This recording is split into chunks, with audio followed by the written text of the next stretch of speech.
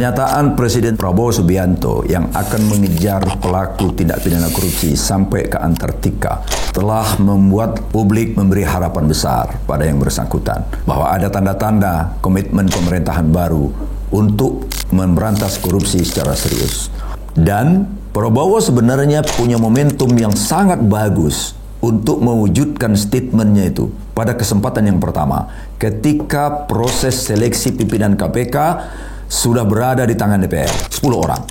Waktu itu ada banyak pihak yang mengusulkan, antara lain Profesor Mahfud mengatakan Prabowo punya wewenang dan kesempatan untuk menarik kembali 10 yang sudah diajukan dengan mengirimkan 20 nama. Ini kalau dilakukan oleh Prabowo, maka ekspektasi tentang statement beliau di awal kepemimpinannya tentu akan menguat. Prabowo nggak mengambil momentum ini dan membiarkan proses yang sejak awal sudah diprotes publik, nggak memberikan harapan yang optimis tentang proses dan sosok-sosok yang akan dipilih dari 10 nama itu. Kepercayaan publik terhadap KPK dimanapun itu menjadi kekuatan moral, kekuatan substansial dari satu institusi pemberantasan korupsi dimanapun. Sejak revisi Undang-Undang KPK tahun 2019, tingkat kepercayaan publik terhadap KPK itu menurun sedemikian rupa.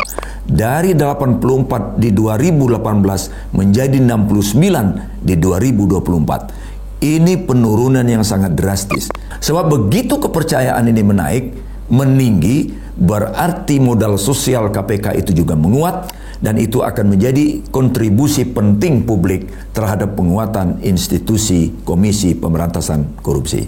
Karena di masa-masa awal, KPK masih menunjukkan jati dirinya sebagai Komisi Pemberantasan Korupsi yang kuat, yang dipercaya, yang tangguh. Karena mereka memiliki teknologi yang kuat, memiliki orang-orang yang memiliki kredibilitas yang layak dipercaya. Proses seleksinya relatif transparan, akuntabel. Tapi ini semua dirampas oleh kekuatan-kekuatan politik yang seharusnya menjadi kekuatan yang menyangga KPK menjadi Komisi Pemberantasan Korupsi yang kuat. Upaya-upaya berbagai pihak untuk melemahkan KPK, bahkan melumpuhkan KPK, berkali-kali terjadi. Ada upaya-upaya yang seolah-olah konstitusional dengan mengajukan uji undang-undang di Mahkamah Konstitusi. Kalau nggak salah saya ada 12 kali uji materi diajukan. Beberapa di antaranya memang disidangkan oleh MK. Tapi alhamdulillah kita bersyukur MK waktu itu, daerah Profesor Mahfud, menolak pasal-pasal Undang-Undang KPK yang diuji yang mengarah pada pelemahan KPK. Dan ada upaya-upaya inkonstitusional lainnya yang dilakukan secara vulgar. Misal, yang kita kenal dengan kasus cicak buaya. Yang pertama, di mana ada upaya untuk menggergaji KPK secara telanjang, secara kasar dengan menjadikan pimpinan KPK tersangka dari satu tindak pidana yang patut diduga dibikin-bikin. Lalu yang kedua, yang boleh kita sebut sebagai cicak buaya jilid 2, saat KPK menetapkan petinggi Polri menjadi tersangka, lalu ada gerakan terstruktur. Ya nggak bisa kita pungkiri bahwa itu tindakan yang arahkan sedemikian rupa dengan menjadikan beberapa pimpinan KPK sebagai tersangka sekali lagi dari suatu tindak pidana yang dibikin-bikin. Oleh karena itu, upaya pelemahan KPK ini sudah berlangsung sistematis dari waktu ke waktu. Beberapa pimpinan KPK, tepatnya calon pimpinan KPK saat menjalani fit and proper test di DPR, membuat satu pernyataan yang membuat publik makin tidak ada harapan pada Komisi Pemberantasan Korupsi. Apa yang mereka katakan?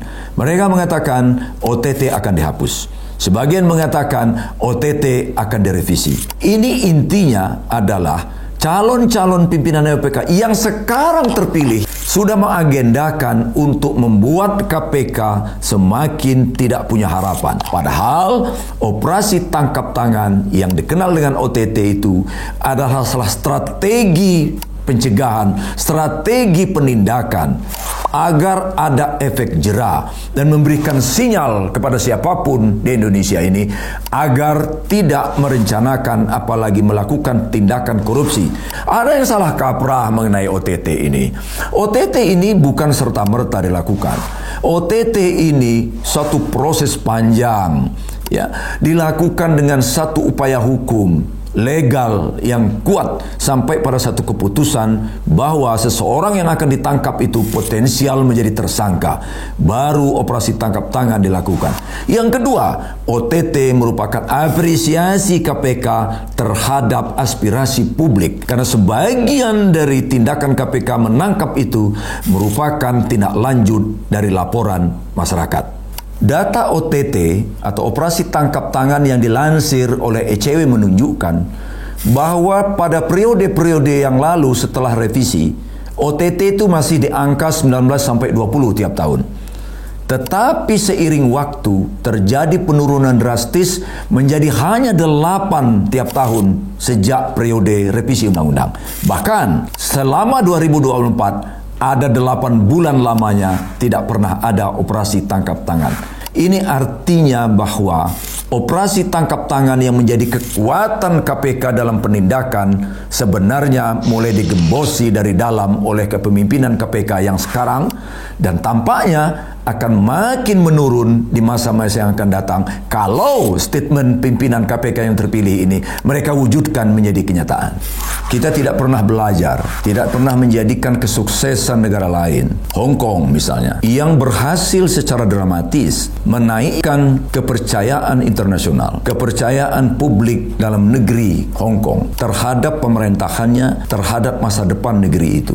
Bagaimana tidak? Pada tahun 70, kepolisian Hong Kong itu adalah kepolisian paling korup di dunia. Tahun 74 dibentuklah Komisi Pemberantasan Korupsi Hong Kong, yang sebelumnya kedua lembaga ini terus-menerus bertikai, terutama kepolisian Hong Kong yang pada awal-awal pendirian KPK itu mengambil sikap resisten, bahkan melakukan tindakan-tindakan eksesif, dan sekarang KPK Hong Kong, kepolisian Hong Kong telah menjadi kekuatan bersama dalam memberantas korupsi. Ini harusnya menjadi benchmarking, harusnya menjadi pelajaran bagi pemerintahan kita. Sebab tanpa dukungan politik pemerintah terhadap upaya pemberantasan korupsi, maka KPK itu akan sulit menyelenggarakan kewenangannya, menurunkan, mencegah, menindak tindak pidana korupsi.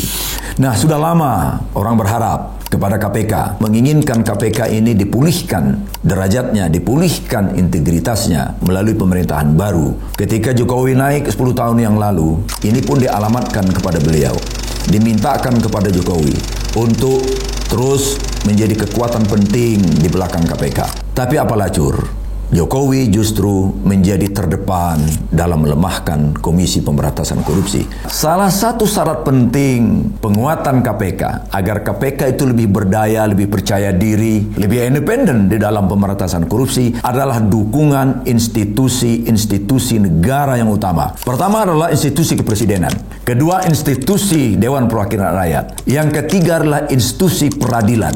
Dengan segala hormat saya, institusi presidenan selama 10 tahun tidak memberikan kontribusi, bahkan sebaliknya kontribusi menurunkan kekuatan KPK. DPR setali 3 uang dengan lembaga kepresidenan. Sama saja. Harapan kita pada Mahkamah Konstitusi, dan inilah yang kita syukuri, MK dalam sejarahnya ketika mengadili judicial review menjadi pihak yang terdepan, memberikan pembelaan, melindungi, memprotek KPK dari upaya pelemahan-pelemahan. Terutama sekali ketika Mahkamah Konstitusi di bawah kepemimpinan Profesor Mahfud, di mana MK menjadi ujung tombak penting mencegah KPK dari penurunan bahkan pelemahan secara sistematis.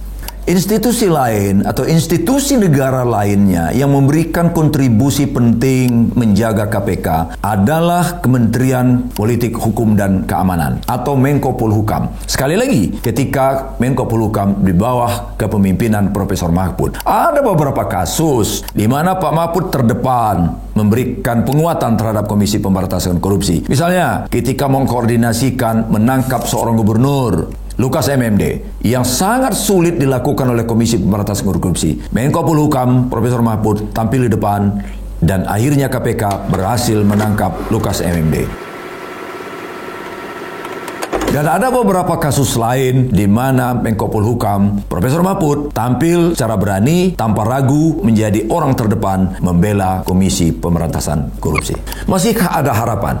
Kalau membaca tren pernyataan publik, saya melihat pesimisme menguat. Sebagian besar statement masyarakat sipil, pakar, dan orang-orang yang punya atensi pada pemberantasan korupsi telah menilai KPK sudah tidak punya arti lagi bagi upaya pemberantasan korupsi. Bahkan ada sebuah tulisan di sebuah media nasional mengusulkan agar Komisi Pemberantasan Korupsi dibubarkan saja. Beralasan pernyataan ini karena tidak ada harapan. Kehadiran KPK dengan komposisi kepemimpinan yang sekarang ini itu 11-12 dengan institusi-institusi konvensional, kepolisian dan kejaksaan, yang hingga hari ini dua institusi ini belum dipercaya publik, justru menjadi problem dalam pemberantasan korupsi. Lalu dengan demikian, apa lagi yang bisa diharapkan? Oleh karena itu, silakan publik menilai. Mari kita tunggu apa yang bakal terjadi dalam 1 bulan, 2 bulan, 3 bulan ke depan. Saya Suparman Marzuki, terima kasih telah menyaksikan tayangan ini.